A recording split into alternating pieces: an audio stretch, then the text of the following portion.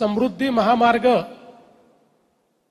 हा केवळ एक रस्ता नाहीये, हा महाराष्ट्राच्या समृद्धीचा इकॉनॉमिक कॉरिडॉर आहे। आणि म्हणूनच याला हिंदू हृदय सम्राट शिवसेना प्रमुख बाळासाहेब ठाकरे समृद्धी महामार्ग अशा प्रकारचं नामकरण हे आपण दिलेलं आहे। कारण या महामार्गाने महाराष्ट्राचं इंटिग्रेशन साधलेलं आहे।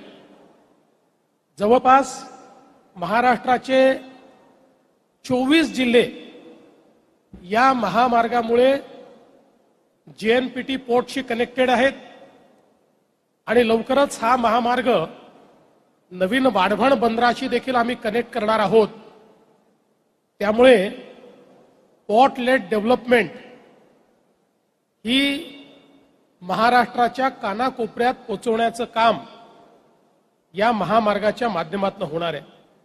म्हणजे आमच्या MSRDC विभागाचं PWD विभागाचं मी मनापासून अभिनंदन करतो।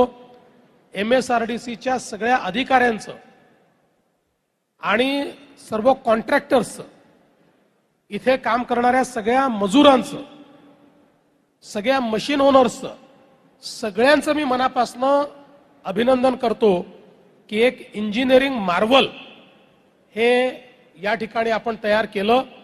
आणि मला विश्वास आहे की पुढच्या काळामध्ये महाराष्ट्राच्या विकासामध्ये हा इकॉनॉमिक कॉरिडॉर खूप महत्त्वाची भूमिका या ठिकाणी पार पाडेल।